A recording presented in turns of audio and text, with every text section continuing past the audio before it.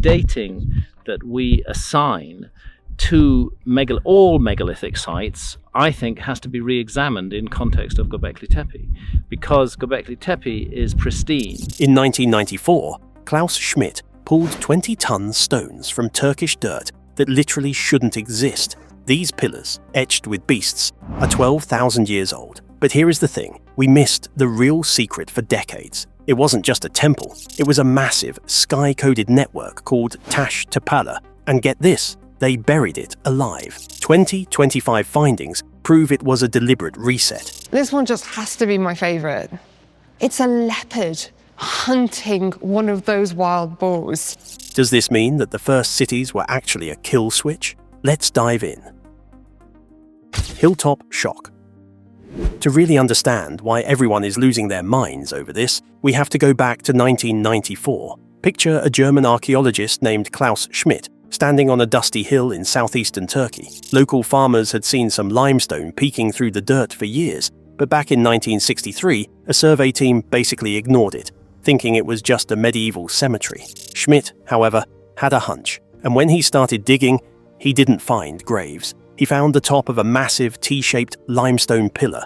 Here's the thing that still keeps archaeologists up at night. These pillars weren't just big, they were monumental. We're talking 16 to 18 feet tall, weighing up to 20 tons each. And they weren't just standing there alone, they were arranged in perfect circles, about 16 to 20 pillars per ring. But wait, it gets weirder. These weren't just rough-hewn rocks, they were covered in high-relief carvings of things that would have been nightmares for people back then. Scorpions, lions, and vultures with massive wings. Now, think about that for a second. We're in 9600 BC. According to every history book ever written, humans at this time were simple hunter-gatherers. They lived in small groups, followed the deer, and slept in tents. They didn't have wheels, they didn't have metal tools, and they certainly didn't have a middle management layer to organize a construction crew.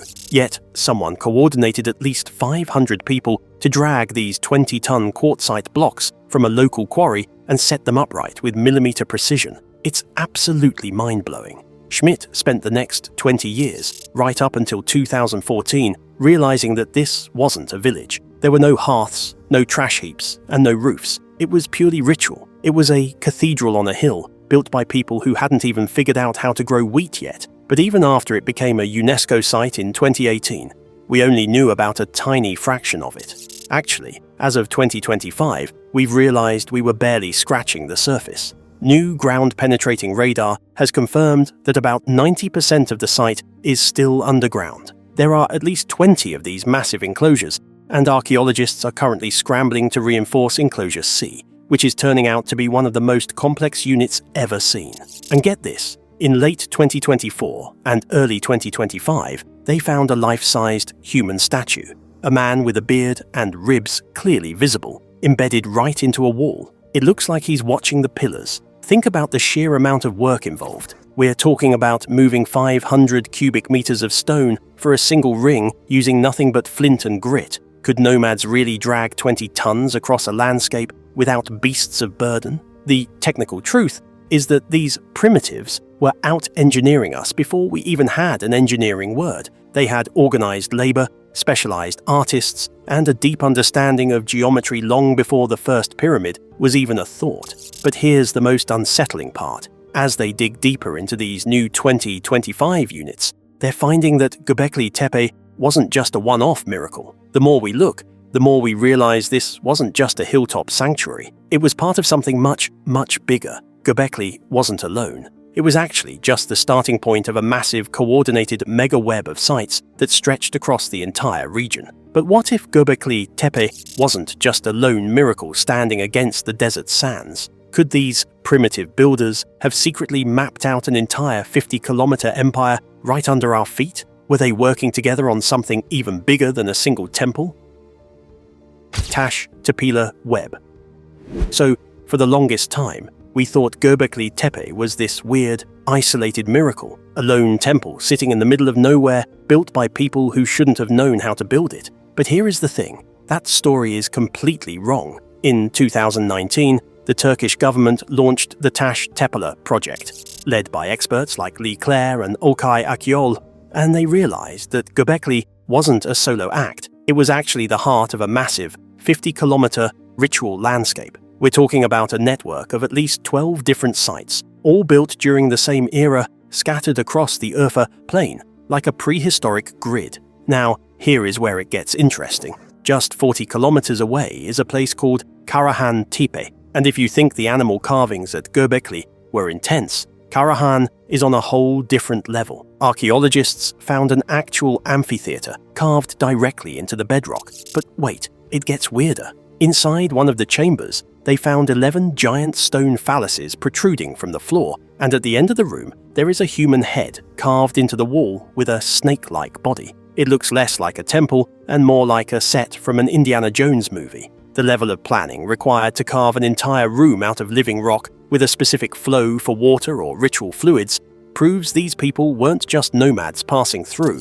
They were a coordinated federation. And then there is Seburg. Think about this for a second. In a communal building, they found a relief showing a man holding his own phallus while being flanked by leopards and a bull. It's not just art, it's a narrative. It's a story told in stone. And as we move further into the 2025 excavation season, the scale just keeps expanding. Take Kurt Tepe, for example. It's often called the Silent Sentinel because it sits in the shadows of the bigger sites. But the recent finds, they are absolutely wild. They've uncovered these massive rectangular halls that look like proto-urban structures. It's almost like they were experimenting with how to live together in large groups for the first time.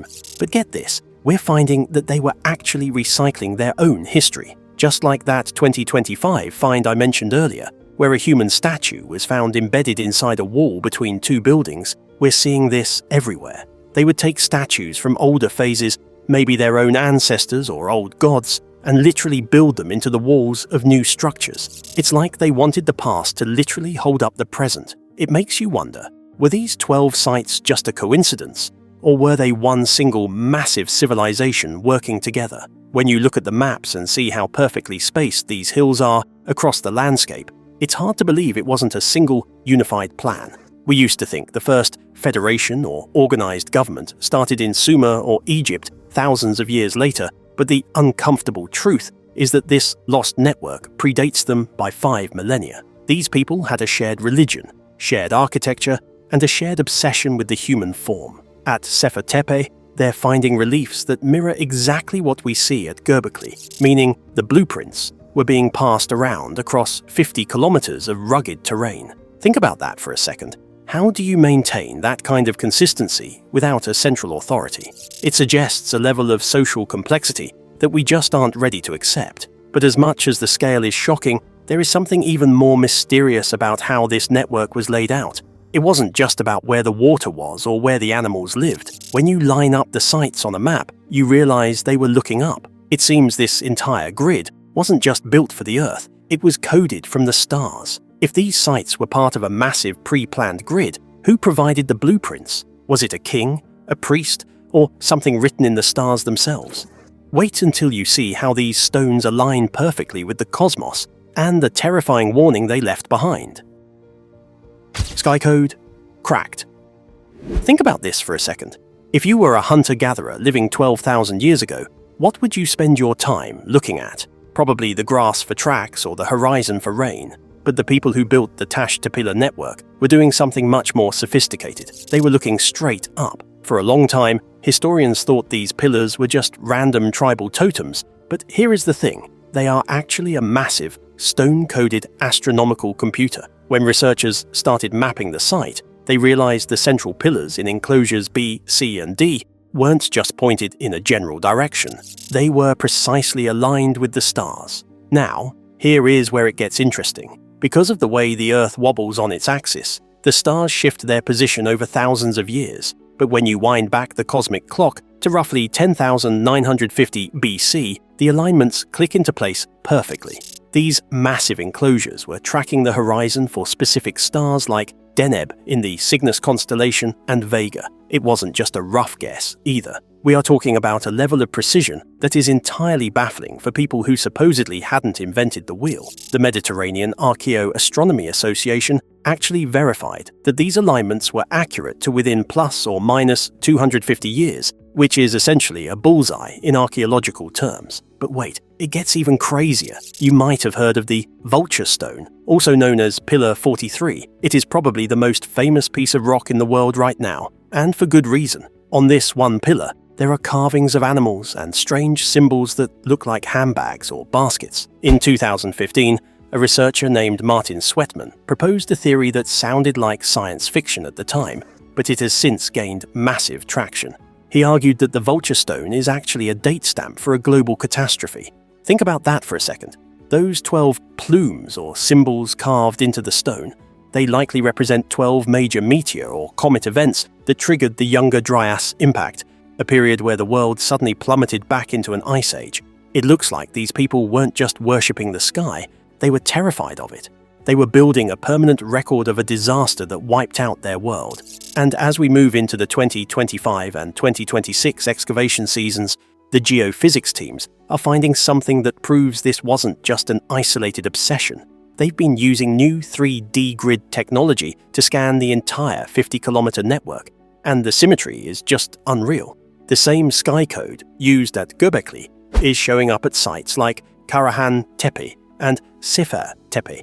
It's a shared blueprint, an elite knowledge transfer that suggests these people were tracking the cosmos with a scientific rigor we didn't think existed until thousands of years later. Every time we dig a new unit, we find more evidence that these primitives were actually pre-flood scientists. They were obsessed with the movements of the heavens, possibly because they believed that if they stopped watching, the sky would fall again. Do you think these comet carvings were meant to be a warning for us?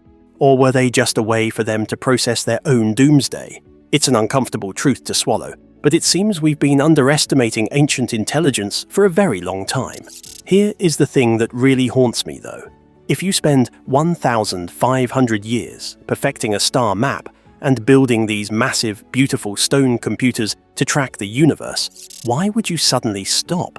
Why would a culture that was so clearly obsessed with preserving knowledge decide to walk away? And get this, they didn't just leave. They didn't let the wind and the sand cover up their work naturally. Now here is where it gets really dark. After centuries of tracking the stars, they made a collective decision to shut the whole thing down. They took their blueprints, their carvings, and their star maps, and they buried them under millions of tons of dirt. Stars guided the build, but for some reason, they decided it was time to turn the lights out. Why would a civilization obsessed with the stars suddenly pull the plug and bury their greatest achievements under millions of tons of rubble? Was it a retreat into darkness, or a calculated move to force humanity into a new age? The truth is actually much weirder. Buried on purpose. So here is the moment where everything we thought we knew about human history just hits a brick wall. We've been looking at these massive pillars and the star maps, but we missed the most unsettling detail of all. When archaeologists first started clearing the dirt away from Göbekli Tepe, they expected to find the usual layers of dust and wind-blown sand that accumulate over thousands of years, but that's not what they found. Instead, they realized that the enclosures had been filled with a very specific uniform mix of limestone rubble, flint tools, and animal bones. It wasn't an accident of nature. It was a massive manual labor project to hide the entire site from the world. Around 8000 BC, the people who loved this place decided to bury it alive. Think about the sheer scale of that decision for a second.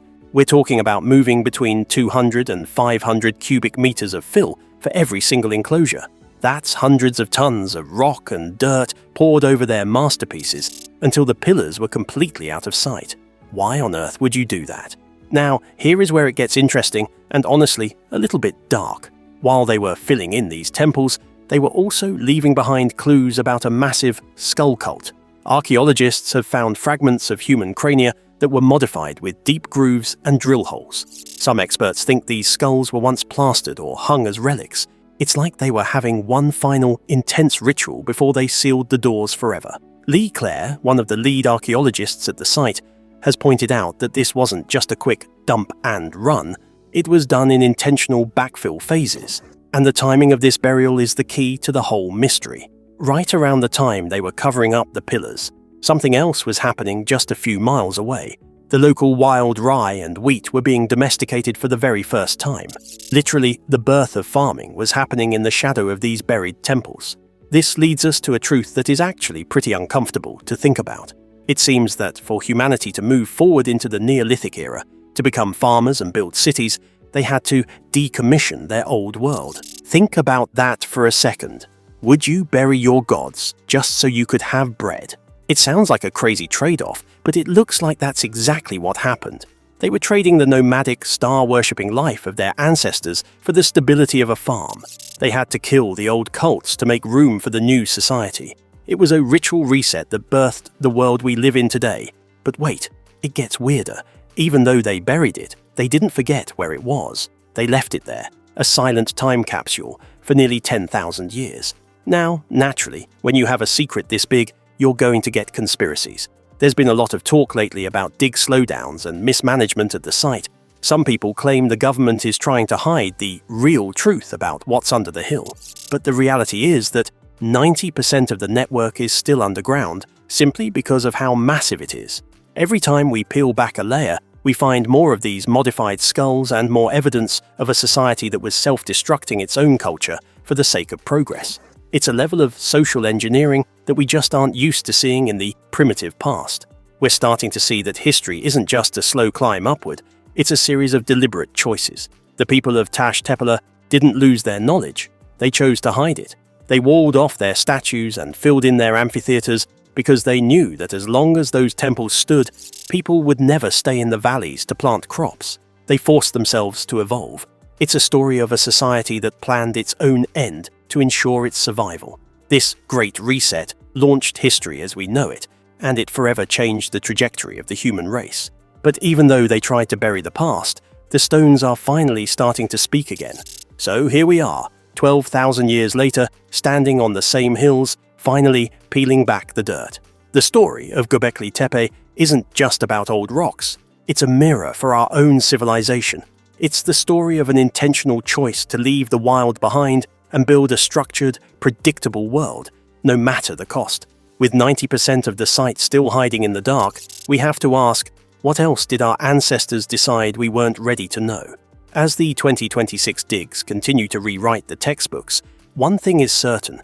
We're not just finding our past, we're finding a version of ourselves we completely forgot existed. If they could bury their gods for the sake of progress, what are we burying today? Well, until next time, thanks for watching.